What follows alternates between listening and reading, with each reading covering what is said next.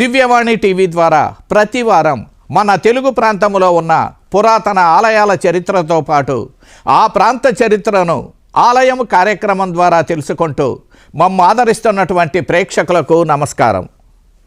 మన తెలుగు ప్రాంతంలో క్రైస్తవం అంకురించి 320 సంవత్సరాలు మాత్రమే.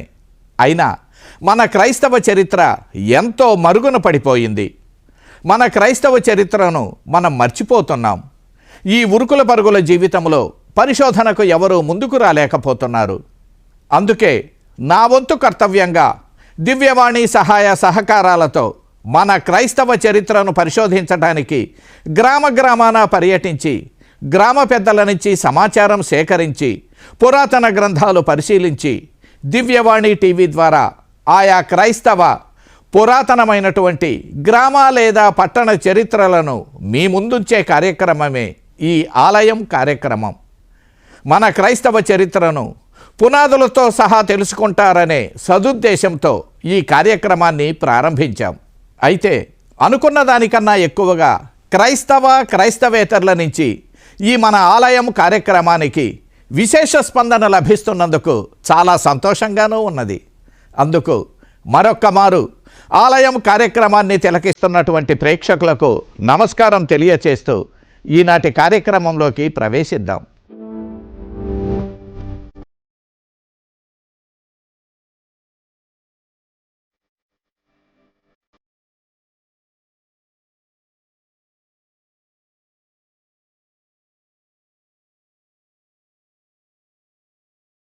అత్యంత ప్రాచీన చారిత్రక ప్రాశస్త్యం ఉన్న పురాతన కథోలిక దేవాలయాల చరిత్రలో భాగంగా ఇప్పుడు మనం చూస్తున్న ఈ దేవాలయం విజయవాడ మేత్రాసన పరిధిలో నందిగామ పట్టణానికి 10 కిలోమీటర్ల దూరంలో నందిగామ గురుమండల పరిధిలో అత్యంత పురాతన క్రైస్తవ కేంద్రమైన తుర్లబాడు అనే గ్రామంలో నిర్మించిన పునీత అంతోనివారి దేవాలయం.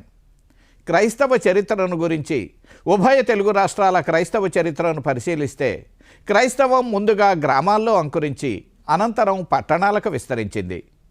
అలాగే విజయవాడ మేత్రాసన పరిధిలో కూడా మచిలీపట్నం మినహాయిస్తే చంద్రగూడెం, తుర్లబాడు మున్నగు గ్రామాల్లో క్రైస్తవం అభివృద్ధి చెంది అనంతరం విజయవాడ పట్టణంలోని వివిధ ప్రాంతాలకు విస్తరించింది. తుర్లబాడు గ్రామంలో క్రైస్తవం ఎప్పుడు ఎలా ప్రారంభమైంది, ప్రస్తుత పరిస్థితులేమిటి ఇత్యాది ప్రధాన చారిత్రక విషయాలను గురించి ఈనాటి ఆలయం కార్యక్రమం ద్వారా తెలుసుకుందాం. కృష్ణా జిల్లాకు ఖమ్మం జిల్లాకు దాదాపు సరిహద్దులో ఉన్న గ్రామం తుర్లపాడు. 1883 నుంచి 1909 వరకు ఆనాడు తెలంగాణ, కృష్ణా జిల్లాల్లో వేద ప్రచారాన్ని నిర్వహించిన పీమే మిషనరీలకు తుర్లపాడు కేంద్ర బిందువుగా ఉండేది. 1909 వరకు విజయవాడ క్రైస్తవ సమాజానికి సరి సమానంగా ఇక్కడ క్రైస్తవులు ఉన్నట్లు పిమే గురువుల రచనల ద్వారా, పిమే గురువైన గురుశ్రీ జాన్ లియోసిని గారి రచనల ద్వారా తెలుస్తుంది. కానీ విజయవాడ పట్టణం కావడంతో, వాణిజ్యానికి కేంద్ర బిందువుగా ఉండడంతో విజయవాడ త్వరితగతిన అభివృద్ధి చెందింది. తుర్లపాడు మారుమూల గ్రామం కావడం వలన అనంతర కాలంలో ఈ గ్రామానికి గురువుల రాక తగ్గినందువలన తుర్లపాడు గ్రామం జనాభా ప్రాతిపదికన చూస్తే క్రైస్తవం అంతగా అభివృద్ధి చెందలేకపోయింది. ఫలితంగా నేడు నందిగామ గురుమండలంలోనే ఒక అనుబంధ గ్రామంగా, ఒక కుక్ గ్రామంగా ఉండిపోయింది. వివరాల్లోకి వెళ్తే తుర్లపాడు గ్రామం హైదరాబాదుకు దాదాపు 250 కిలోమీటర్ దూరంలో, నందిగామకు దాదాపు 10 కిలోమీటర్ల దూరంలో ఉంది. ఈ గ్రామం నేటికి మారుమూల ఉన్న ఒక కుగ్రామం. కానీ విజయవాడ మేత్రాసనంలోని అత్యంత పురాతన క్రైస్తవ గ్రామాల్లో ఒకటి. అంత పురాతన క్రైస్తవ గ్రామమైన నేటికి గురుమండల స్థాయిని పొందలేక నందిగామ గురుమండలంలో ఒక అంతర్భాగంగా ఉంది. ఈ గ్రామంలో ఒక హైందవ కుటుంబం చాలా కాలం సంతానం లేకపోవటంతో పునీత అంతోని గారిని నమ్మి ప్రార్థించగా వారి ప్రార్థనల ఫలితంగా వారికి ఒక శిశువు జన్మించింది. ఈ సంఘటనతో వారిలో క్రైస్తవత్వంపై విశ్వాసం ఏర్పడి ఆ కుటుంబ సభ్యులు జ్ఞానస్నానము స్వీకరించారు. అంతేకాక ప్రస్తుతం తుర్లబాడు గ్రామంలో ఉన్న పునీత అంతోనివారి దేవాలయానికి చెందిన క్రైస్తవ సమాధులకు చెందిన స్థలాన్ని కూడా వారే తమకు సంతానం కలిగినందుకు కాన్కగా ఇచ్చారని గ్రామీణులు తెలియచేశారు. కానీ పీమే గురువుల రచన ప్రకారం పీమే గురువైనటువంటి ఫాదర్ సాల్వి తుర్లబాడు గ్రామంలో స్థలాన్ని కొని దేవాలయాన్ని నిర్మించినట్లు తెలుస్తున్నది. అయితే ఆ స్థలానికి తోడు తొలుత క్రైస్తవం స్వీకరించిన క్రైస్తవులు మరికొంత స్థలాన్ని ఇచ్చి ఉండవచ్చు. ఆ సమయంలో పీమే మిషనరీకే చెందిన గురుశ్రీ సాల్వి గారి కాలంలో మరొక అద్భుతం జరిగింది. నాటి నుంచి అద్భుతాల అంతోనివారి స్థలంగా తుర్లబాడు గ్రామాన్ని విశ్వసించటం ప్రారంభించారు. ఆనాడు గురుశ్రీ సాల్వి గారు కొన్న స్థలములో అంతోనివారి దేవాలయాన్ని నిర్మిస్తే ఆ దేవాలయం కూడా అద్భుతాల అంతోనివారి దేవాలయంగా నాటి నుంచి నేటి వరకు గ్రామీణుల మనసుల్లో సుస్థిర స్థానాన్ని సంపాదించుకొన్నది. ఈ సంఘటనతో తుర్లబాడు గ్రామంలో శ్రీసభకు విశ్వాస బీజాలు అంకురించాయి. మా స్వగ్రామం అయినటువంటి తుర్లపాడు సంఘ చరిత్రని, తుర్లపాడు గ్రామం యొక్క విశేషాలను తెలుసుకోవడానికి వచ్చినటువంటి దివ్యవాణి టీవీ బృందానికి, యజమానులకు అందరికీ కూడా మా కృతజ్ఞతలు. 1883 సంవత్సరంలో పిఐఐ సంస్థ వాళ్ళు ఇక్కడికి వచ్చారు. అప్పట్లో ఎవరు కూడా వాళ్ళని ఆదరించకపోయినప్పుడు మా తాతగారి తాత అయినటువంటి వరయ్య మరియమ్మ గారు వారిని ఆదరించి తమ ఇంటి దగ్గరనే ఒక నివాస స్థలాన్ని ఏర్పాటు చేసి వారికి కావాల్సినటువంటి వసతులన్నీ కూడా ఏర్పాటు చేశారు. తర్వాత వారు చేసే ప్రతి పనిలో కూడా వారి యొక్క చేదోడు వాదోడుగా ఉండి వారు అనుభవించినటువంటి వాళ్ళకి ఎదురైనటువంటి అన్ని విషయాలలో కూడా అవకతవకల్లో కూడా వారు తోడుగా ఉండి వాళ్ళని నడిపించారు. తర్వాత 1883లోనే మళ్ళీ చర్చి కట్టడం జరిగింది. ఇక్కడ నుంచే గుర్రాల మీద ఇతర ప్రాంతాలకి చుట్టూ ఉన్నటువంటి గ్రామాలకి వెళ్ళేవాళ్ళు. క్రమక్రమంగా మా గ్రామంలో కూడా అంతకుముందు అసలు క్రైస్తవత్వం లేకపోయినప్పటికీ ఈ వరయ్య గారి కుటుంబం ద్వారానే వీళ్ళ యొక్క ప్రార్థనా సహాయం అయితేమి, గురువుల యొక్క ఏర్పాటు అయితే వాళ్ళ యొక్క శ్రమ ఫలితమే ఇక్కడ క్రైస్తవ మతం స్థాపితమయ్యి చుట్టుప్రక్కలకు కూడా తిరిగి వాళ్ళు ప్రచారం చేసుకున్నారు. ప్రతి సంవత్సరం కూడా ఇక్కడ అంతోనివారి పండుగ చాలా గొప్పగా జరుగుతుంది. ఊరంతా కూడా ఊరేగింపులు జరుగుతూ ఉంటాయి. 1882 నుంచి 1897 వరకు హైదరాబాదు పీఠాధిపతిగా ఉన్న పీటర్ కాప్రొట్టి గారు 1882 సెప్టెంబర్ నెలలో వ్యాకుల మాత గురించి, అవిశ్వాసులకు క్రైస్తవ విశ్వాసాన్ని గురించి వివరించసాగారు. ప్రతి శుక్రవారం హైదరాబాదులోని పునీత జోజప్ప గారి ఆలయంలో దీవ బలిపూజ సమర్పిస్తూ నూతనంగా కొందరైన క్రైస్తవం స్వీకరించాలని బాగా ప్రార్థనలు చేసేవాడు. ఆ విధంగా కాప్రొట్టి పీఠాధిపతి తన ప్రార్థనల ద్వారా అనేక గ్రామాల నుంచి మంచి ఫలవంతమైన క్రైస్తవ విశ్వాసులనే ఫలవంతమైన పండ్లను ఆశించాడు. అయితే వారు ఆశించినంతగా గ్రామాల్లో క్రైస్తవత్వం అంకురించలేకపోయింది. కానీ అక్కడక్కడ క్రైస్తవ పునాదులు మాత్రం ఏర్పడ్డాయి. 1882 సెప్టెంబర్ నెల చివరిలో మద్రాస్ మిషనరీకి చెందిన కృష్ణానదికి దక్షిణ దిక్కుగా సువార్త సేవలందిస్తున్న మిల్హిల్ గురువైన గురుశ్రీ బర్గ్ గారి నుంచి మొన్సిగ్నోర్ కాప్రొట్టి గారికి 16 పేజీల లేఖ ఒకటొచ్చింది. కొన్ని గ్రామాల్లోని ప్రజలు క్రైస్తవ విశ్వాసానికి మొగ్గు చూపుతున్నారని తెలియచేశారు. ఆ తర్వాత తుర్లపాడు గ్రామంలో కొన్ని అద్భుత సంఘటనలు జరిగాయి. బహుశా బర్గర్ గారి సూచనతోనే ఆ గ్రామం నుంచి 2 వ్యక్తులు హైదరాబాదు వెళ్ళి వారి గ్రామంలోని ప్రజలకు సువార్తను బోధించి జ్ఞానస్నానం ఇచ్చేందుకు గురువుని పంపమని కోరి ఉండవచ్చు. ఈ వార్తను విన్న పీఠాధిపతి కాప్రొట్టి తిరుమలగిరి నుంచి ఫాదర్ సాల్వి గారిని తుర్లబాడు గ్రామానికి పంపారు. అప్పుడు ఫాదర్ సాల్వికి తుర్లబాడు గ్రామంలో ఘన స్వాగతం లభించింది. ఎంతోమంది క్రైస్తవం స్వీకరించటానికి ఉత్సాహం చూపారు. 16 మంది జ్ఞానస్నానము స్వీకరిస్తామని వాగ్దానం చేశారు. కానీ చివరకు 3 జ్ఞానస్నానము స్వీకరించారు.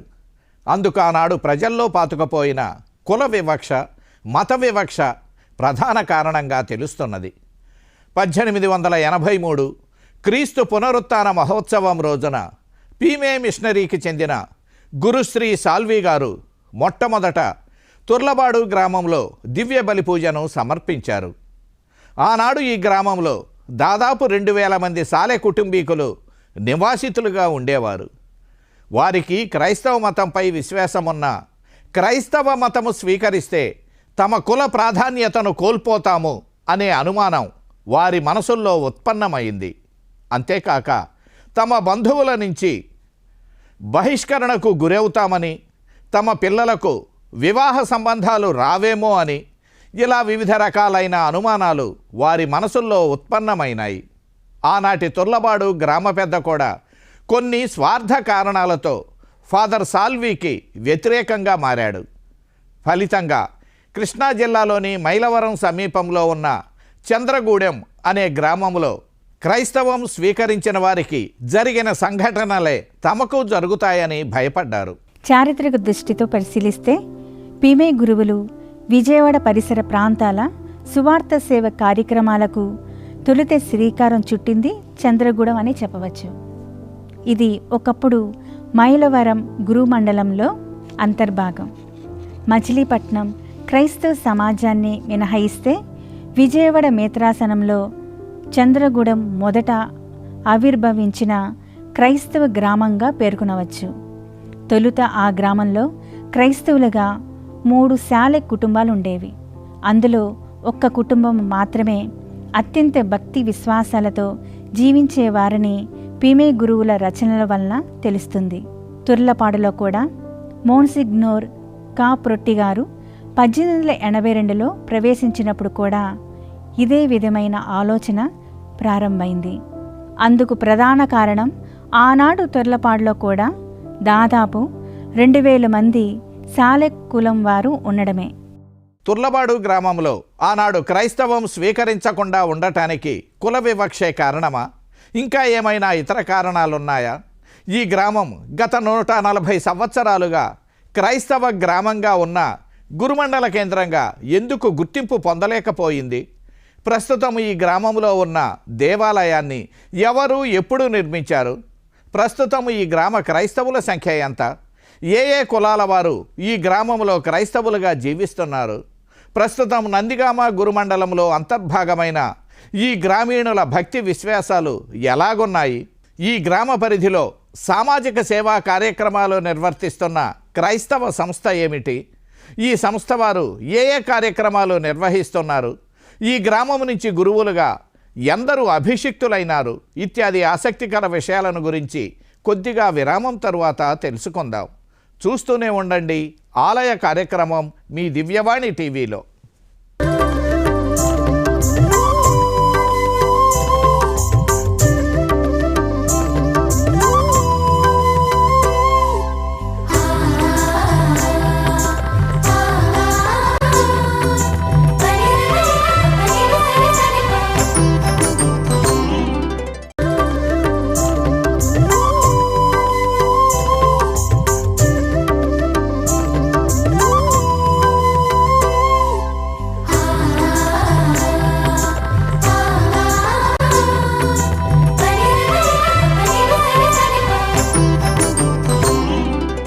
ఆలయం కార్యక్రమానికి మరలా స్వాగతం.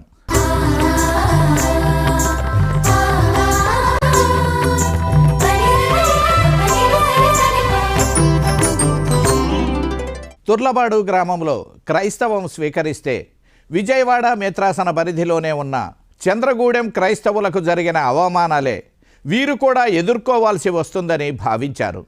చంద్రగూడెంలో సాలెవారు జ్ఞానస్నానము స్వీకరించటం వలన ఆ గ్రామంలో ఉన్న అగ్రకులాలతో పీమే మిషనరీకి చెందిన ఫాదర్ బార్బెరోకు ఆ ప్రాంతంలో నివసించే బ్రాహ్మణులతో వైరం ఏర్పడింది. అయినా ఫాదర్ బార్బెరో 9 నెలల నిర్విరామ కృషి ఫలితంగా చంద్రగూడెంలో 20 మంది క్రైస్తవులను తయారు చేయగలిగారు. వారి కొరకై ఒక చిన్న ప్రార్థనా మందిరాన్ని కూడా నిర్మించగలిగారు. తుర్లబాడులో కూడా ఇదే విధమైనటువంటి వైరం ఏర్పడుతుందని గురుశ్రీ సాల్వి గారు భావిస్తే గ్రామము నుంచే వెలివేస్తారనే భావన జ్ఞానస్నానము తీసుకున్న ఆనాటి క్రైస్తవుల మనసుల్లో ఉంది. ఆనాడు క్రైస్తవులన్నా క్రైస్తవ గురువులన్నా చిన్నచూపు ఉన్న మాట వాస్తవం. అందుకు ప్రధాన కారణం క్రైస్తవ గురువులు తక్కువ కులాలకు చెందినవారని, అందుకే మద్యమాంసాలకు ప్రాధాన్యత ఇస్తారని ఆనాటి ప్రజల్లో ఒక భావన ఉండేది. ఆ భావన క్రైస్తవేతరులో తొలగించాలని పీమే మిషనరీకి చెందిన ఫాదర్ బార్బేరో బ్రాహ్మణుని వలె వస్త్రాలు ధరించి కృష్ణా జిల్లా మైలవరం గురుమండల పరిధిలోని చంద్రగూడెం గ్రామంలోని బ్రాహ్మణులకు చేరువ కావాలని ప్రయత్నించారు. కానీ సఫలీకృతులు కాలేకపోయారు. తుర్లపాడు గ్రామంలో కూడా ప్రజల్లో చైతన్యం తీసుకుని రావాలని సాల్వి గురువు తన ఆహార నియమాలను వేష భాషలను మార్చుకొని జీవించాడు. అయినా అంటరాని వారు అనే భావనే ప్రజల్లో ఉండడంతో తొందరగా ప్రజలకు చేరువ కాలేకపోయారు. తుర్లపాడు గ్రామీణులను తమ సంస్కృతి సంప్రదాయాల నుంచి వెలుపలకి తీసుకుని రావడం కష్టసాధ్యమైన పనే అని భావించాడు. ఆనాటి తుర్లపాడు గ్రామ పెద్ద మిషనరీలకు భూమి అమ్మరాదని గ్రామీణులకు హెచ్చరికలు జారీ చేశాడు. అయినా ఫాదర్ సాల్వి గట్టి విశ్వాసంతో తుర్లపాడు గ్రామంలో కొంత స్థలాన్ని కొని చిన్న ప్రార్థనా మందిరాన్ని నిర్మించి తన నివాస భవనాన్ని ఏర్పాటు చేసుకున్నాడు. అటువంటి క్లిష్ట సమయంలో ఫాదర్ సాల్వికి తోడుగా ఫాదర్ పియట్టి వచ్చారు. నాడు వీరు నిర్మించిన ప్రార్థనా మందిరం తెలుగు జిల్లాల్లో నాడున్న అత్యుత్తమ మందిరమని ఫాదర్ జోసెఫ్ లియోర్సీని గారి రచన ద్వారా తెలుస్తుంది. పిల్లల విద్యాభ్యాసానికై చిన్న గదినే పాఠశాలగా ఏర్పాటు చేశాడు. కుల వివక్ష కారణంగా అగ్రవర్ణాల వారు పాఠశాలకు తన పిల్లలను పంపించలేదు. కొన్ని రకాల వ్యాధులకు ప్రజలకు ఉచితంగా మందులు కూడా పంపిణీ చేశాడు. అలా కొద్ది కొద్దిగా ప్రజల్లో విశ్వాస బీజాలను అంకురింపచేయడం ప్రారంభించారు. ఆనాడు ఆ సమయంలో కొందరు ఉన్నత కులాలకు చెందిన క్రైస్తవులు కూడా వివిధ ప్రాంతాల నుంచి తుర్లబాడు గ్రామానికి దగ్గరలో ఉన్న కొన్ని గ్రామాల్లో నివసించటం ప్రారంభించారు. ఫాదర్ సాల్వి అనంతరం 1884 నుంచి పీమే మిషనరీకి చెందిన ఫాదర్ జే పియటి తుర్లబాడులో నివసించటం ప్రారంభించారు. ఫాదర్ పియట్టి గారు విజయవాడలో నివాస స్థావరాన్ని ఏర్పరచుకున్న మొట్టమొదటి గురువు. అయినా ఆయన తుర్లబాడులోనే ఉంటూ అప్పుడప్పుడు విజయవాడలో ఉండేవాడు. కనుక వీరి ప్రధాన స్థావరంగా తుర్లబాడు గ్రామమే ఉండేది. ఆనాటి పీమే గురువులు మచిలీపట్నం నుంచి జగ్గయ్యపేటకు వెళ్ళాలంటే విజయవాడ మీదుగా తుర్లబాడు చేరి అక్కడ బస చేసి తమ ప్రార్థనా కార్యక్రమాలు నిర్వర్తించుకొని పిదప జగ్గయ్యపేటకు వెళ్ళేవారు.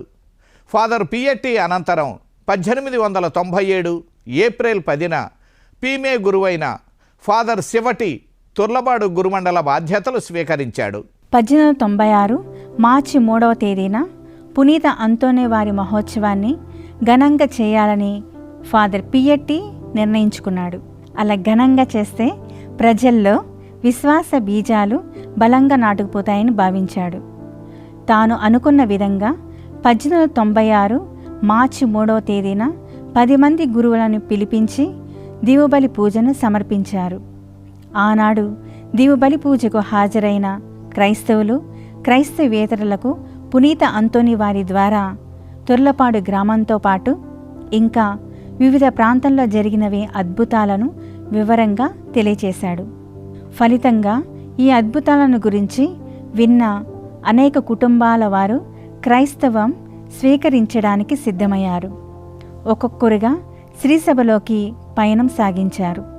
నాడు క్రైస్తవం స్వీకరించిన వారు ఆనాటి నుండి నేటి వరకు క్రైస్తవ విశ్వాసంలోనే జీవిస్తున్నారు. వారందరికీ పునీత అంతోని వారిపై అత్యంత భక్తి విశ్వాసం పెరిగింది. నేడు కూడా ఎవరైనా కొత్తవారు గ్రామంలోకి అడుగు పెడితే పునీత అంతోని వారిని అద్భుతాల అంతోని వారినే తెలియచేస్తారు. ఆనాడు క్రైస్తవ విశ్వాసంలో విజయవాడకు ఎంత ప్రాముఖ్యత ఉందో అంతే ప్రాముఖ్యత తుర్లపాడు గ్రామానికి ఉంది. గురుశ్రీ సాల్వి, ఫాదర్ పియట్టి, ఫాదర్ శివటి గార్ల అనంతరం మరికొందరు గురువులు కూడా తుర్లపాడు గ్రామంలో ఉంటూ సువార్త సేవలు అందించారు. వీరిలో ఒకరు పీమే మిషనరీకే చెందిన ఫాదర్ రొల్లా గారు.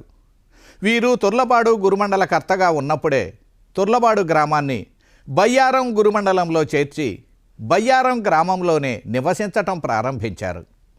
బహుశా ఫాదర్ పి గార్బెల్లి గారు తుర్లపాడు గ్రామంలో నివసించిన చిట్ట చివరి గురువు కావచ్చు. వీరు 1912లో హైదరాబాదు నగరంలోని ఆల్ సెయింట్స్ ఉన్నత పాఠశాలకు బదిలీ కాబడ్డారు. అంతటితో తుర్లపాడు గురుమండల ఉనికిని కోల్పోయినట్లయింది. బయ్యారం గురుమండల పరిధిలో మొట్టమొదటి క్రైస్తవ అనుబంధ గ్రామం తుర్లపాడు గ్రామం. 1913లో నందిగామ ప్రత్యేక గురుమండల కేంద్రంగా ఆవిర్భవించటంతో తుర్లపాడు గ్రామం నందిగామ గురుమండల పరిధిలోకి వచ్చింది. 1967లో బయ్యారం గురుమండలము నుంచి నవాబుపేట కూడా గురుమండలము నుంచి విభజించబడి ప్రత్యేక గురుమండల కేంద్రంగా ఆవిర్భవించింది. తుర్లపాడు గ్రామంలో తొగట కురుమగొల్లలు కూడా క్రైస్తవం స్వీకరించిన పిదప అప్పటి వరకు ఆ గ్రామీణుల్లో క్రైస్తవ మతం, అంటరాని మతం అనే భావన పోయి అందరూ అన్యోన్యంగా జీవించటం ప్రారంభించారు. ఈ గ్రామం నుంచి గురుశ్రీ జాన్ బర్తలోమియా, గురుశ్రీ కోనేటి అంతోని అనే ఇద్దరు గురువులు అభిషిక్తులై శ్రీసభ సేవా కార్యక్రమాలు నిర్వర్తిస్తున్నారు. మా ముత్తాతల టైంలో 1883 ఆ ప్రాంతంలో తమిళనాడు ప్రాంతం నుంచి ఒక మతబోధకులు వచ్చారట మా ఊరు. ఆ మతబోధకుల్ని ఎవరూ ఆదరించాల. ఆ సమయంలో మా ముత్తాత అంటే వీరయ్య అని ఆయన ఆదరించి ఆయన ఈ ప్రాంతాన్ని చూపించి గుడి నిర్మాణానికి సహాయపడ్డాడు. ఆ తర్వాత చిన్న చిన్నగా ఇక్కడ ఉన్నటువంటి గ్రామస్తులు కూడా తాతగారికి సహకరించి చిన్నగా ఆర్సీఎం సంస్థలో చేరటం మొదలైంది. ఆ తర్వాత ఇక్కడ ఉన్నటువంటి అగ్రకులాల వారు కొంత హింస పెట్టినప్పటికీ కూడా వారిని తట్టుకొని గ్రామంలో మత వ్యాప్తిని సక్రమంగా జరుపుకుంటూనే వచ్చారు. మా ముత్తాత గారి తర్వాత మా తాతగారు కానీ, మా తాత తర్వాత మా అమ్మవాళ్ళు కానీ వీరందరూ కూడా ఈ సంస్థ బలపడటానికి ఎంతో సహకరించారు. ఆ తర్వాత మనకు జెరూసలేం దేవాలయం పాడుబడిన తర్వాత 70వ సంవత్సరంలో సెరుబ్బాబేలు కానీ, ఎజ్రా కానీ, నెతన్యాహు కానీ ఎలా పునరుద్ధరించారో ఈ గుడిని పునరుద్ధరించడానికి 1980 ఆ ప్రాంతంలో ఫాదర్ థామస్ గారు ఎంతో సహకరించి చిన్న గుడి కట్టారు, రేకుల షెడ్డు.